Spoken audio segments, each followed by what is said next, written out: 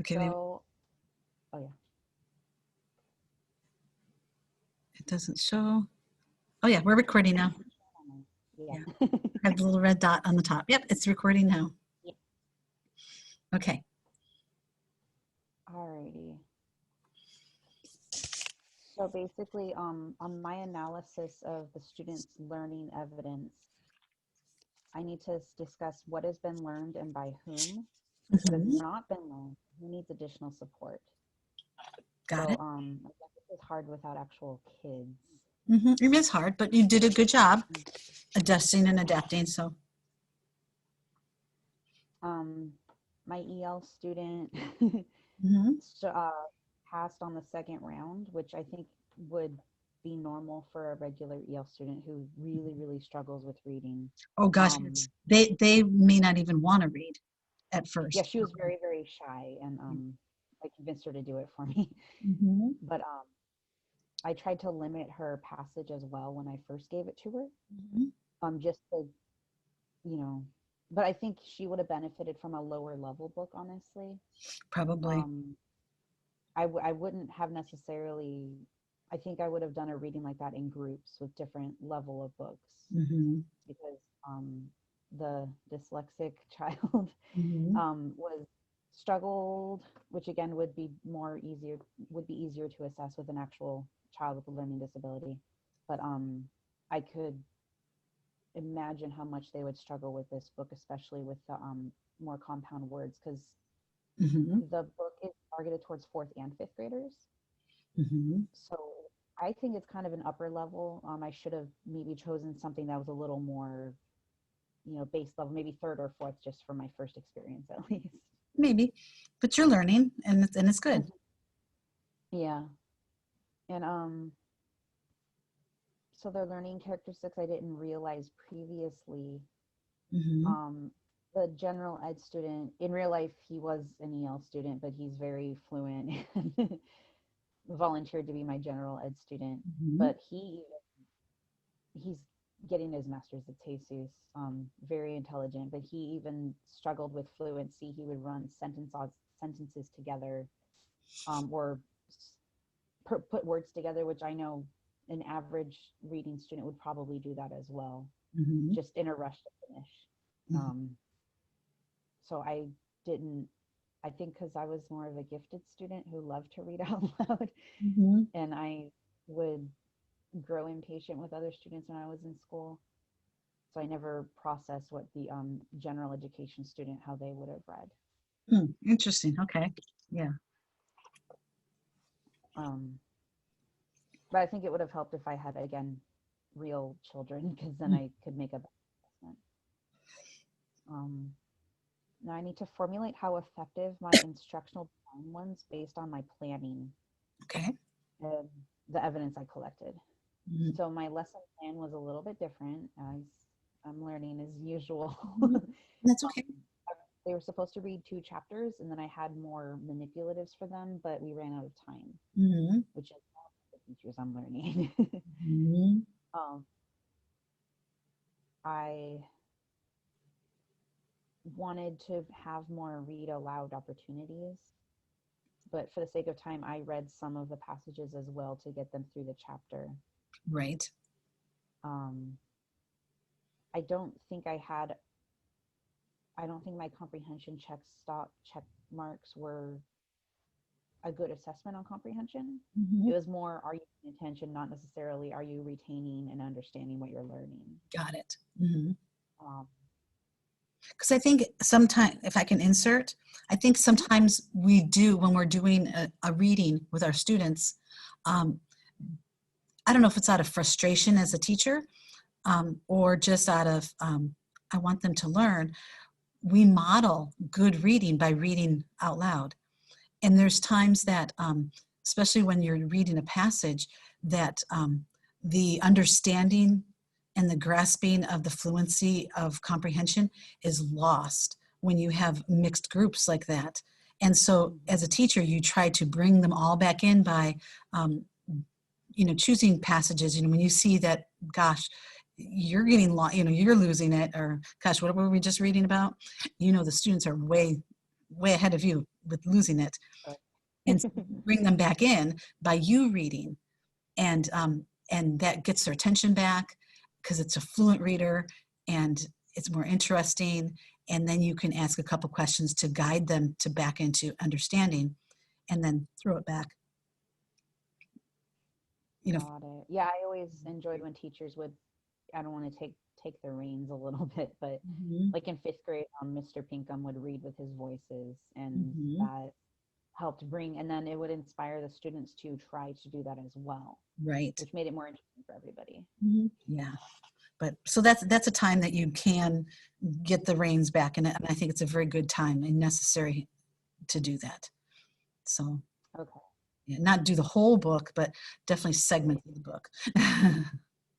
That's good to know because I wasn't sure if that was a good move on my part, but Mhm. yeah. So moving forward, how will I plan differently based on my knowledge of student learning characteristics? Um, yeah.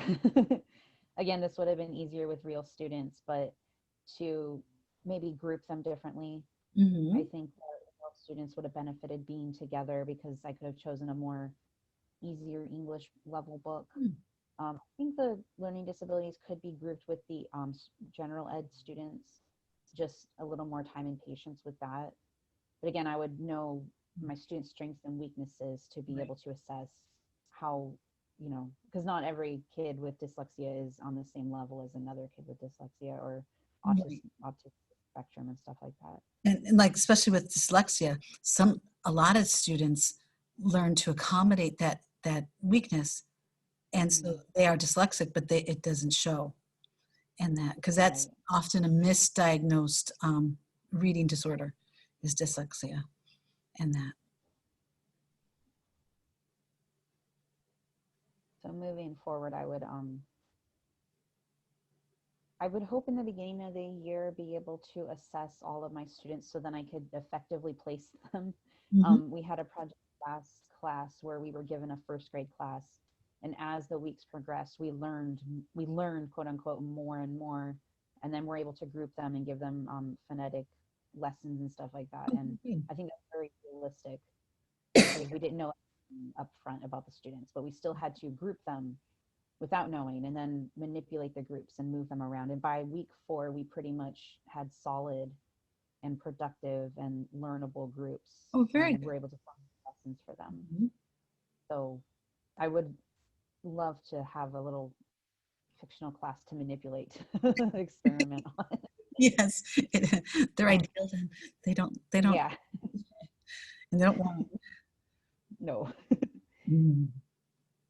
So, how will I modify, extend, or incorporate new levels of presentation, expression, and engagement for each learner group as it relates to their processes and products of learning?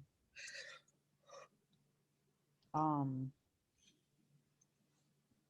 Again, that varies by the learner type Mhm. because what the gifted or general students would need is not the same as a learning disability student. So Or, well, why don't you assume you have a group of EL mhm, students and a group of um,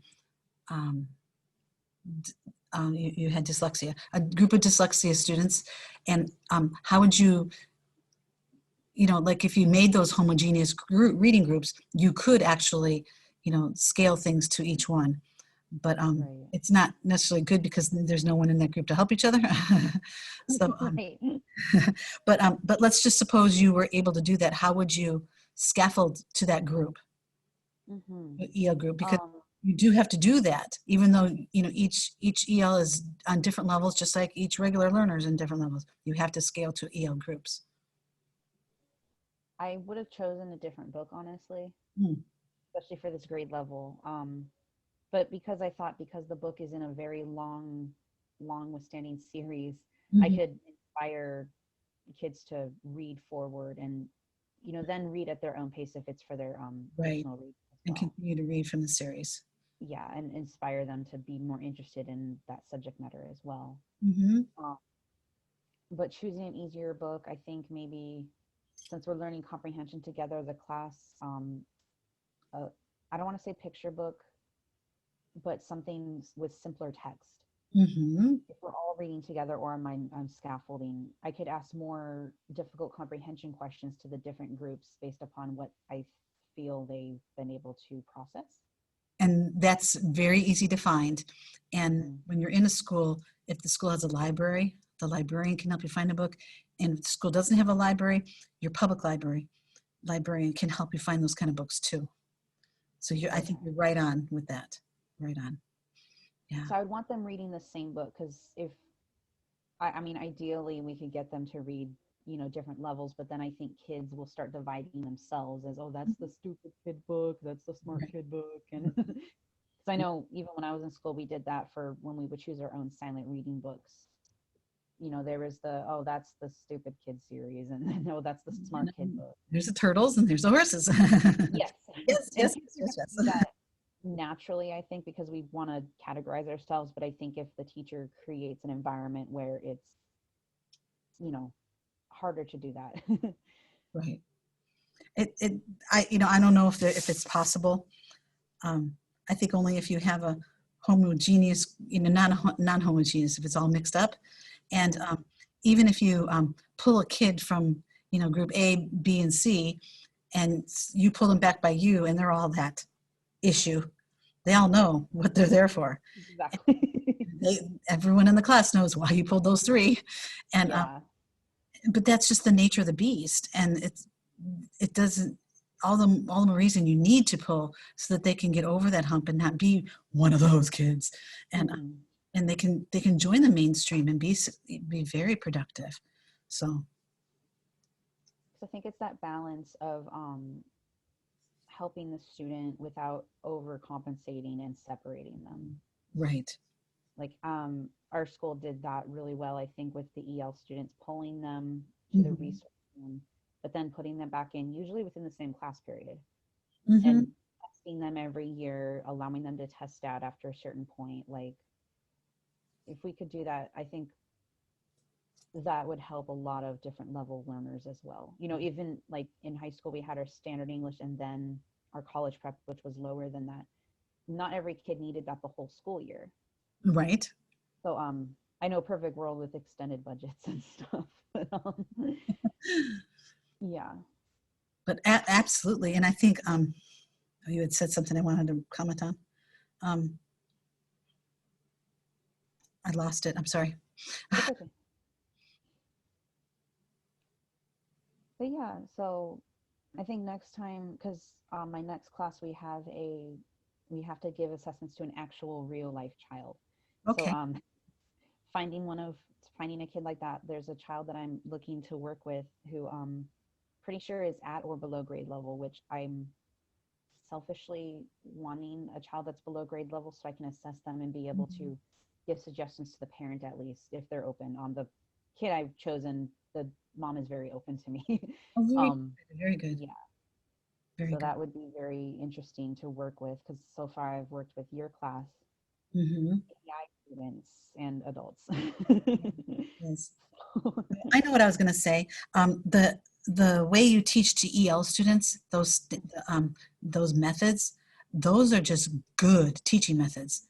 And if you use those same methods to a whole group session, you will pick up your resource kids and your IEP kids, and be able to gather them in too, because they're good. It's good teaching to teach to that level, and it's not belittling everybody else. It's getting to that level for the kids, and I think a good teacher will be able to pull those kids and sometimes even group them, where depending on the culture in your classroom, you can create that culture that there's acceptance and there's love, no matter if you're a turtle or you're a horse, and that it doesn't matter, you're still part of the group. And and even rally behind them to praise them for the little victories that they get.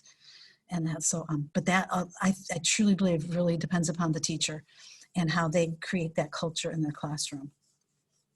I think that's my goal. And that sets them up to be good adults too, not shaming each other for going to a therapist or taking blood pressure medication or, you Right. know, voting a certain way. It's just like we're all different. work together to create a culture that accommodates different people. Exactly. Very, very good. Yeah. Yeah. So those are my questions. Madam, all answered. Anything else you need? I think because I know what I could have improved on, especially considering this wasn't an ideal situation. Mhm. Um, I think I could have been more successful if it was kids because then I'd have real time, actual fourth grader feedback that I could play with. So I'm Mhm. always scared of talking down to students. Yeah. Um, It could have been also a lot more troublesome because now you have all the oddities of the kids mixed into there too. So but I need to throw myself in there eventually. So, absolutely. Very good. Very, very good. yeah. So I So guess that's it I for will recording I will it. stop recording.